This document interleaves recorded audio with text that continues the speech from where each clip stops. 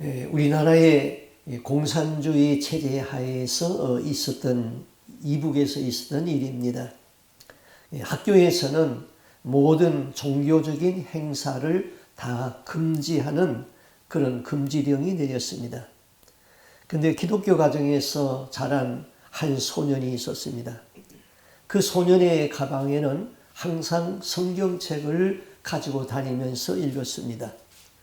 그런데 어느 날 학교에서 비상벨이 울려가지고 전교생이 운동장에 다 모였습니다. 그때 선생들이 교실에 들어가서 각 학생들의 가방을 뒤져서 성경책을 찾아냈는데 2권의 성경책이 나왔습니다. 한 권은 그 소년의 것이었고 한 권은 그 이웃 마을에 사는 한 소녀의 것이었습니다. 즉시 이 두 사람은 교장실에 불려갔습니다. 그리고 가서 이제 왜 성경을 가지고 다니냐고 이제 힘문하기 시작했죠. 그때 이 남학생은 겁에 질려서 아무 소리도 못하고 벌벌 떨고 있습니다. 교사가 여학생의 뺨을 때렸습니다. 그 여학생이 선생님에게 이렇게 조용히 말했습니다. 선생님, 저는 크리스찬입니다. 저는 하나님을 믿습니다. 성경은 하나님의 말씀입니다. 그 성경에는 악에 관해서는 아무것도 가르치지 않습니다. 성경 말씀은 서로 사랑하라고 그렇게 가르치고 있습니다. 그 가르침이 나쁜 것인가요? 벌벌 떠는 남학생은 태학을 당했고 그 여학생은 매무소로 끌려갔습니다. 수주일이 지났으나 그 소녀가 어디에 있는지 아무도 알 수가 없었습니다. 그런데 어느 날 그 소녀가 집에 왔다는 소문을 듣게 됩니다. 태학을 당한 이 소녀는 이웃 마을에 있는 그 소녀의 집에 쫓아갔습니다. 그 소녀의 시체가 마당 가운데 누워 있고 가마니로 덮여 있었고 손과 발은 피투성이었습니다. 그리고 한 몸은 잘려져 있었던 것입니다. 그때 이 소녀는 너무나도 부끄러움을 느꼈습니다. 그 여학생은 정말로 용감했다. 그런데 나는 대장부라는 남자가 왜 이렇게 초라하고 벌벌 떨고 있는가? 그 여학생은 아무것도 타협하지 아니하고 믿음을 지켰다. 그런데 그는 아무도 없는 곳으로 달려가서 무릎을 꿇고 하나님 앞에 기도했습니다. 하나님, 저를 용서해 주세요. 저 소녀가 가지고 있는 그 용기 있는 믿음을 저에게도 주십시오. 저도 저 소녀처럼 순교자가 되게 하여 주시옵소서. 그때부터 이 소년의 삶의 목표는 하나님, 나로 하여금 순교자가 되게 하여 주옵소서. 이것을 삶의 목표로 삼고 기도했습니다. 그 소년은 오직 순교 정신으로 살았습니다. 그리고 남쪽으로 피난을 왔습니다. 장년이 되었습니다. 기도하면서 학교를 설립하였는데 천막 학교에서부터 시작했습니다. 그 학교가 기초가 되어서 지금은 몇 개의 큰 고등학교가 되었고 그 설립 정신에서 학교가 운영되고 있습니다. 이 사람이 바로 영광학원 설립자 교장인 김정년 장로님이었습니다. 마태복음 10장 32절에서 주님이 이렇게 말씀하시죠. 누구든지 사람 앞에서 나를 시인하면 나도 하늘에 계신 내 아버지 앞에서 저를 시인할 것이고 누구든지 사람 앞에서 나를 부인하면 나도 하늘에 계신 내 아버지 앞에서 저를 부인하리라. 우리 모두는 순교자적인 삶을 살다가 순교의 기회가 되면은 변질하지 아니하고 다 순교할 수 있기를 바랍니다. 아멘. 이 세상에는 분명히 선이 있고 악이 있습니다. 또 우리에게는 여러 가지 고난을 당하는데 이유 없이 당하는 고난도 있습니다. 우리가 왜 이런 고난을 다 당해야 하는지 알 수가 없습니다. 자, 오늘 본문에 보면은 바울이 유대인들에게 음모를 당합니다. 13절에 보니까 바울을 죽이기 전에는 먹지 아니하겠다고 맹세한 자가 40명이라고 그랬습니다. 죽을 사람을 살리기 위하여서 맹세를 했다면 모르지만은 죄 없는 사람을 죽이기 위하여서 맹세했다는 것이죠. 그 배후의 사건은 이렇습니다. 당시 이스라엘의 최고의 권력을 쥐고 있던 그 사네드린 공회의 대제사장이 이 바울을 죽여 없애야 되겠는데 번번이 실패를 했습니다. 그래서 악당들을 고용을 했습니다. 악당들을 모아놓고 크게 진노를 했던 것입니다. 너희들 도대체 뭐 하는 거야? 돈만 받아 처먹어 놓고 왜 바울을 못 죽이느냐고 힘문을 했던 것입니다. 그들을 사정없이 책망하니까 그들이 이렇게 맹세를 했습니다.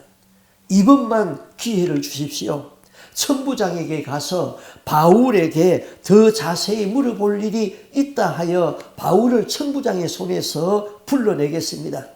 천부장이 기거하는 군대 영문에서 이스라엘 공회까지 오는 그 길목에 사람을 매복하여 두었다가 이번에는 틀림없이 없애버리겠습니다. 만약에 없애지 못하면 저희가 먹지도 않겠습니다. 그렇게 말했던 것이죠. 그래서 12절에 보니까 바울을 죽이기 전에는 먹지도 아니하고 마시지도 아니하겠다. 이것을 음모라고 그럽니다. 소위 종교 지도자들이 이러한 음흉한 계획을 하고 있었던 것이죠. 이런 음모는 오늘날도 정치사회에 막연하게 퍼져 있는 것이죠.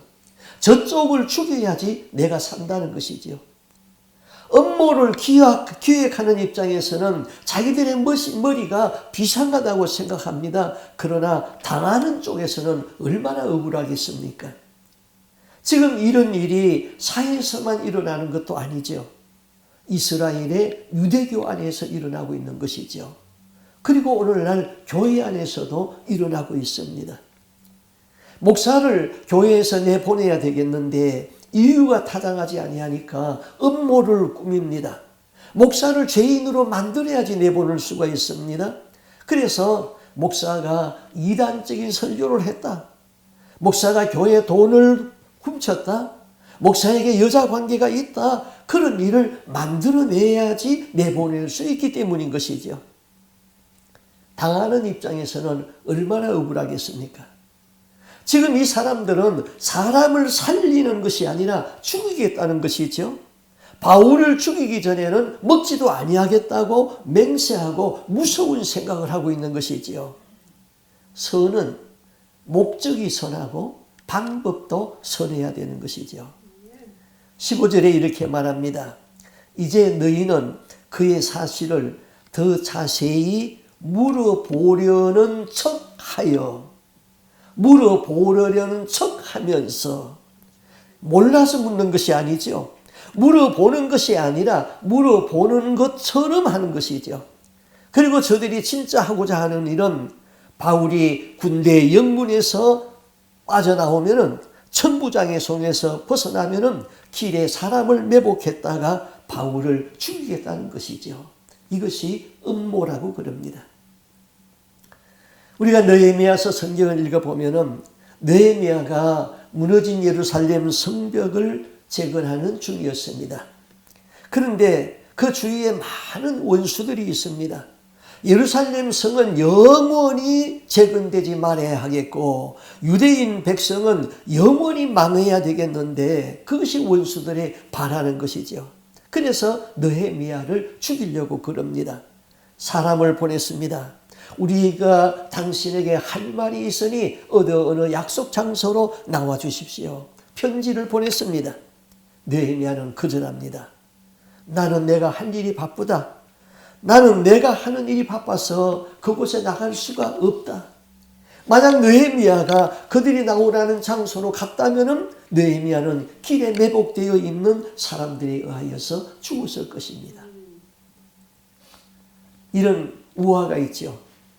어느 날 여우와 나귀가 함께 친구가 되어서 사냥을 나갔습니다.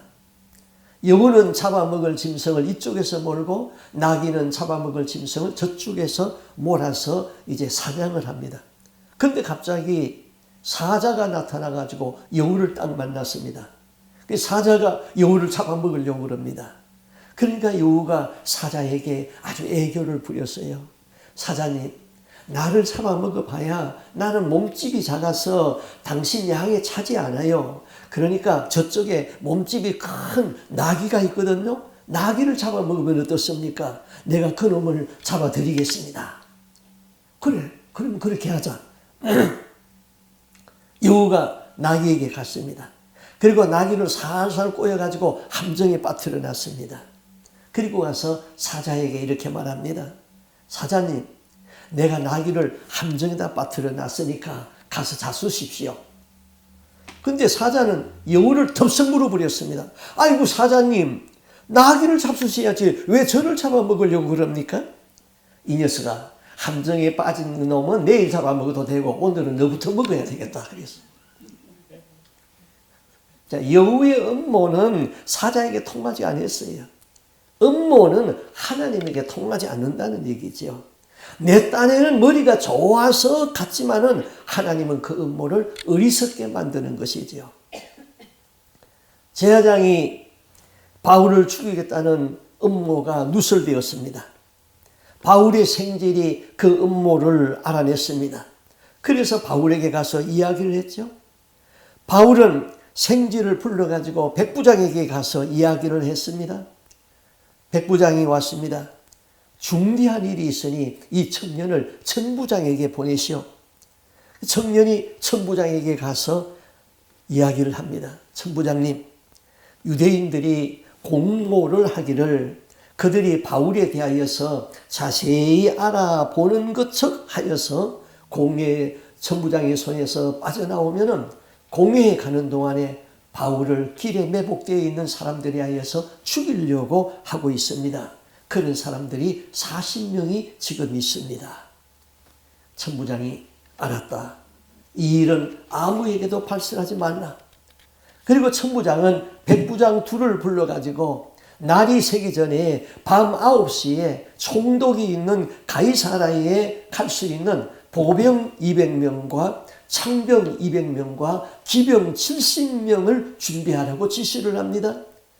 그리고 그 밤에 군인들의 보호를 받으면서 바울은 총독이 있는 가이사라로 보내지게 됩니다. 유대 공회원들의 음모가 수포로 가게 되었지요. 바울은 이렇게 해서 그를 죽이려는 유대 공회로부터 벗어났습니다. 여러분, 이 말을 명심해야 됩니다. 한쪽 문이 닫히면은 다른 문이 열립니다. 한쪽 길이 막히면은 다른 길이 있습니다. 제가 학교에서 공부를 할 적에 장로의 신학교에서 가르치던 그 이수영 교수님이 이런 간증을 수업 시간에 하더라고요. 이분이 6.25 때 이제 이북에서 남한으로 피난을 옵니다. 근데 인민군들이 너무 많은 사람들이 피난을 가니까 이제 강을 건너지 못하게 보초를 서고 있습니다.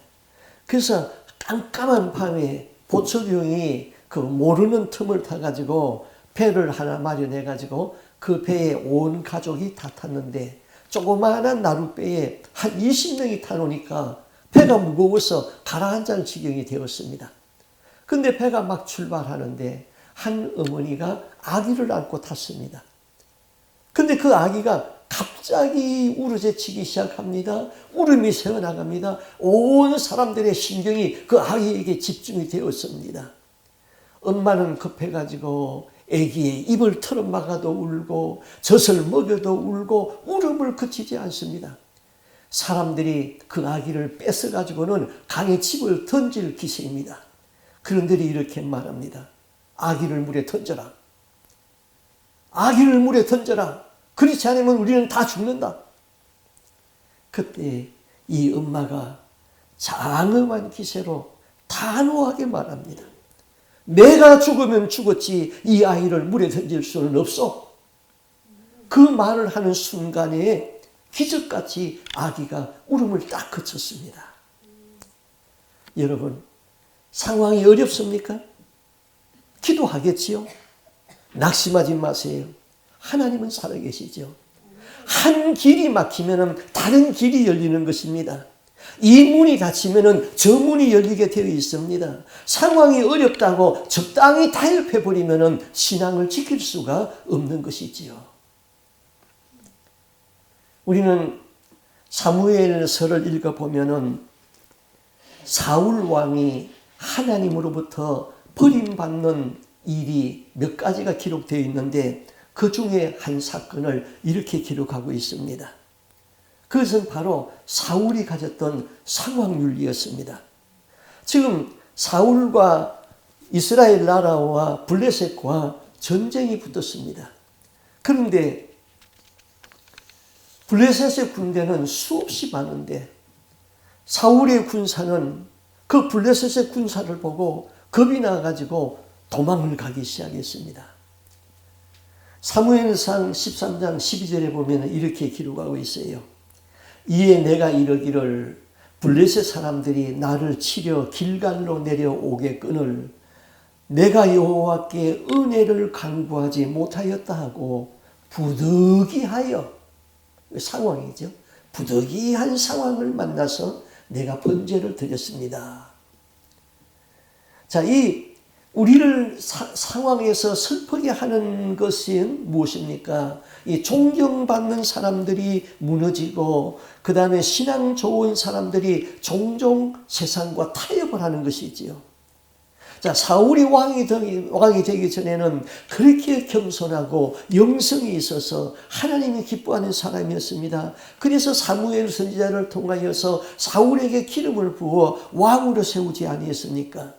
그가 왕으로 세움 받은 후에 왕으로서 하면은 아니 될 일을 부득이하여서 했다는 것이죠. 자, 옛날의 전쟁은 이렇습니다. 옛날의 전쟁은 자기들이 믿는 신을 앞세워서 전쟁을 했습니다. 전쟁은 신들의 전쟁으로 생각했죠. 블레셋 사람들이 믿는 신은 다곤 신이고 이스라엘 사람들이 믿는 신은 야훼 여호와였습니다. 그런데 백성은 전쟁에 나갈 적에 먼저 제사장이 와가지고 하나님 앞에 예배를 드렸습니다. 구약시대에는 제사를 드릴 적에 짐승을 잡아가지고 불에 태워서 제사를 드렸죠. 그런데 그 제사의 집례는 율법에 반드시 제사장이 하게 되어 있고 아론의 자손 중에서 선별된 제사장이 제사를 집례하게 되어 있습니다. 전쟁이 일어나면 제사장은 하나님 앞에서 제사를 집례하고 이렇게 외쳤지요. 신명기 20장 2절 이하에 보면은 이렇게 외치라고 그랬어요. 이스라엘아 들어라. 너희가 오늘날 너희 대적과 싸우려고 나왔으니 마음에 겁내지 말고 두려워 말며 그들로 인하여서 놀라지 말라. 나는 너희 하나님이니 너희와 함께 행하며 너희를 위하여서 너희 대적을 치고 너희를 구원하시는 자니라. 이렇게 외치고 나면은 그 다음에 이제 북소리를 북을 치면서 나팔을 불면서 전쟁을 시작했던 것입니다. 사울은 이 블레셋과 전쟁을 하는데 사무엘 제사장이 와서 먼저 제사를 지내야 됩니다. 그런데 약속한 시간이 일주일이 지났는데도 제사장이 나타나지 않아요. 당시 뭐 전화가 있었겠어요? 무전기가 있었겠어요? 그런데 적군은 모래와 수와 같이 많습니다. 사람들이, 병사들이 겁을 집어먹고 도망을 가기 시작합니다. 이거 어떻게 하나 왕으로서. 그래서 그는 결단을 내립니다. 이 도망가는 군인들을 붙잡아 둬야 되겠는데 군대의 총수인 사울이 이렇게 명령합니다. 하나님께 드릴 제물을 가지고 오너라. 사울은 율법의 규례를 어기고 짐승을 잡아서 자기가 제사장 노릇을 했습니다. 제사가 다 끝나니까 제사장 사무엘이 왔어요. 사무엘이 와서 보니까 분위기가 이상해요.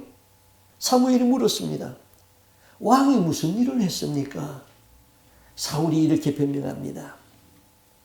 블레셋 군사는 우리를 치려고 내려오고 나는 전쟁을 하기 전에 하나님께 은혜를 입어야 되겠는데 당신은 약속한 날짜에 오지 아니해서 내가 부득이하여 번제를 드렸습니다. 부득이하여. 이것이 상황이 어찌할 수 없었다는 것이지요. 그때 사무엘이 왕에게 뭐라고 책망합니까? 왕이 망령되이 행하였도다. 망령되이 행하였다 이 말은 왕이 미쳤구나 이 말인 것이죠. 당신 정신이 나갔어? 이 말입니다. 사무엘의 뒷말이 사울이 범한 죄에 대하여서 하나님의 심판이 떨어지는 말씀을 합니다. 왕의 하나님 여호와께서 왕에게 명하신 명령을 지키지 아니하였습니다. 왕이 하나님의 말씀을 지켰으면 왕의 나라가 영원히 길었을 것이거니와 지금은 왕의 나라가 길지 못할 것입니다. 하나님은 당신을 버리고 하나님의 마음에 맞는 사람을 찾아 이 나라의 지도자를 삼을 것입니다. 이것이 사울 왕이 버림받는 여러 가지 조건 중에 하나였던 것입니다. 사울이 행한 것이 무엇입니까? 우리가 볼 적에는 상황이 어찌할 수가 없었잖아요. 사울의 당면한 상황이 부득이한 상황이었잖아요. 사울은 부득이해서 하나님의 법을 어겼습니다. 제사장만이 규정되어 있는 그 직무를 어겼던 것이죠. 또 사울이 예배를 드린 목적이 무엇입니까? 도망가는 군인들을 도망가지 못하게 붙들기 위하여서 예배를 집례했던 것이죠. 예배는 그런 것이 아니잖아요. 예배의 목적은 창조주 하나님께 영광을 돌리면서 하나님의 은혜를 구하는 것이죠. 사울은 예배의 목적도 잘못해 버렸어요. 예배를 내 목적의 수단으로 사용하면 아니 되는 것이죠. 우리는 주님의 은혜의 구속에 감사해서 하나님 앞에 와서 경배하는 것이지, 내가 예배를 드림으로 무엇을 하나님으로부터 받아내겠다는 것은 잘못된 예배인 것이죠. 사울은 자기 논리에 미혹당했습니다. 이거 굉장히 중요한 말이에요. 미혹의 영은 사단이라고 그랬어요. 미혹에 대하여서 이렇게 주석을 했어요. 미혹의 휘장이 마음을 덮어서 죄를 깨닫는 감각이 둔해지면은 결국 감각 대신에 논리적 판단을 앞세운다. 그 다음에는 죄를 지어도 이전만큼 마음이 아프지도 아니하고 예리하게 느껴지지도 않는다. 가끔 불안하고 뜨끔뜨끔할 뿐이다. 미혹이 진리를 숨기면은 양심이 화인 맞은 양심이 된다. 너무나 많은 신앙인들이 미혹의 영에 미혹당하여서 자기의 논리적 판단을 믿음보다 앞세우게 되는 것이죠. 하나님의 말씀에 거역하면은 미혹의 영이 나에게 드나듭니다. 사단의 미혹을 받은 사람은 신앙이 변질되기 시작합니다. 사울이 어떻게 변했습니까? 사울이 권력을 가지고 제사장 가족 85명을 몰살을 시켜버립니다. 죄의식이 없어졌어요. 하나님이 함께하는 다윗을 죽이려고 쫓아다닙니다. 전쟁터에 나가서 무장에게 가서 점을 쳤습니다. 그럼에도 그는 끝까지 하나님을 믿었습니다. 그러나 사울의 처음 신앙과 마지막은 어떠했습니까? 하나님을 믿는다는 것은 같았어요. 그러나 마지막은 처음 사랑과 다른 변질된 사람이 되어버렸던 것이죠. 오늘 우리 교회 안에는 변질된 사람이 너무나 많다는 거예요. 목사가 변질되었어요. 장로가 변질되었어요. 변질된 상태로는 구원받을 수가 없어요. 하나님 믿는 것은 똑같이 믿어요. 그러나 첫사랑이 버려져 버렸어요.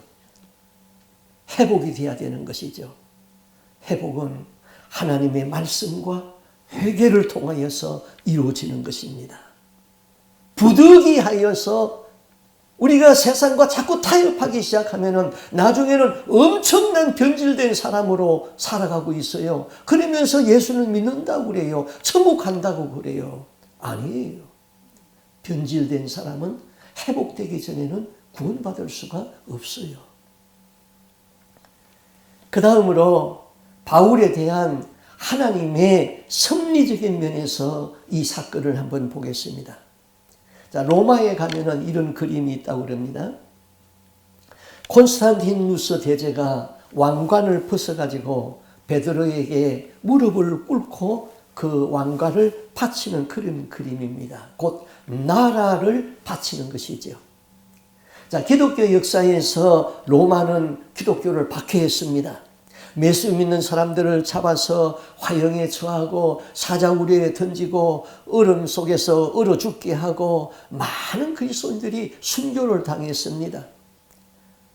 그러다가 AD 313년에 콘스탄티누스가 왕이 되면서 기독교를 국교로 선포를 했어요.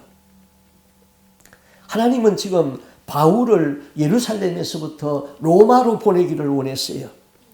하나님이 그렇게 말씀했어요. 네가 예루살렘에서 나를 증거한 것과 같이 로마에서도 증거하리라. 자, 로마로 가는데 탄탄대로를 열어주면 얼마나 좋겠어요. 넉넉한 돈이 있어서 그 돈으로 로마로 가는 배싹을 사고 그 다음에 여유있게 배를 타고 로마에 가서 자유의 몸으로 이 사람 저 사람 만나서 복음을 전하면 얼마나 좋겠어요. 그것이 우리들의 생각이에요. 그런데 만약에 바울이 그렇게 해서 로마를 갔다면 바울은 도중에서 유대인들에게 잡혀서 죽었습니다. 바울이 로마에 무사히 갔다고 합시다. 그러나 로마 왕궁에는 들어갈 수가 없습니다.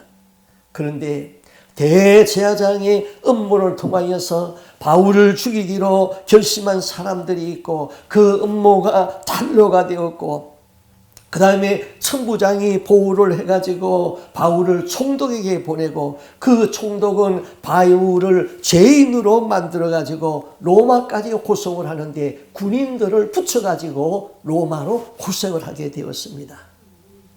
로마에 도착한 바울은 궁중 안에 있는 감옥에 갇혔습니다. 그 궁중에는 로마의 고관들이 지금 드나듭니다. 바울을 보기 위해서 찾아왔습니다. 바울은 그들에게 복음을 전했습니다. 그들이 은밀하게 예수를 믿기 시작합니다. 복음은 지하에서 계속 번져나가기 시작합니다. 마침내 온 로마의 고관들이 예수를 믿게 된 것이지요. 자, 당시 기독교는 로마에서 많은 박해를 받으면서 계속 성장했어요. 기독교가 로마에 박해를 받은 이유는 뭐 여러 가지가 있는데 그 중에 한 두 가지를 말씀드리면은 첫째는 기독교는 평등과 자유의 사상이 신분과 로마 사회의 충돌이 되었습니다. 그래서 기독교는 반사회적인 기관으로 인식이 되었던 것이죠. 그다음 두 번째는 기독교인들은 잡신을 버리고 오직 유일하게 하나님을 섬겼어요. 자, 로마의 사람들은 가뭄이 들면은 셋던 신에게 제사를 드렸어요. 군대가 병력을 움직일 적에는 전쟁의 신 말스에게 제사를 드렸어요. 결혼을 할 적에는 사랑의 신 비너스에게 제사를 드렸어요. 그런데 기독교는 이런 신들을 다 인정하지 아니했습니다. 이것이 로마의 전통적 사회의 신들과 충돌이 이루어졌던 것이죠. 그 다음에 기독교인들은 황제 숭배를 거부했습니다. 황제는 자신을 위한 신전을 짓고 자신을 신으로 하고 제사를 요구했어요. 백성들은 황제를 신으로 호칭하는 그 주님이라고 불렀는데 그 주님이라고 부르지 아니했어요. 사람들이 만나면은 인사를 이렇게 합니다. 큐리어스 카이사르, 카이사가 주님이십니다. 그러나 그리스도인들에게는 그렇게 그 인사를 수용할 수가 없습니다. 큐리오스 지저스, 예수가 주님이십니다. 서머나 교회의 감독인 폴리갑은 체포되었을 적에 총독이 폴리갑에게 이렇게 요구했습니다. 큐리어스 카리어스, 이 한 말만 하시오. 그러면 내가 당신을 석방하리이다. 그런데 폴리갑은 그렇게 말하지 아니하고 큐리어스 지어스, 예수가 주님이십니다. 그렇게 고백했기 때문에 그는 화형을 받고 죽었습니다. AD 112년에 소아시아의 비두니아의 총독 폴림이라는 사람이 있습니다. 이 사람의 기록에 의하면 기독교가 이미 그때 로마 제국의 전역에 다 퍼져 있었다 그랬습니다. 그래서 이 사람이 기독교인들을 체포했을 적에 이것을 어떻게 처리해야 될까? 그래서 로마 황제에게 편지를 써서 보낸 것이 기록에 남아 있습니다. 이렇게 묻습니다. 그리스도인의 수가 급증하여서 다른 신전들이 텅 비는 실정입니다. 그들을 체포하여서 경고를 주었고 뉘우치지 아니하면 처형했습니다.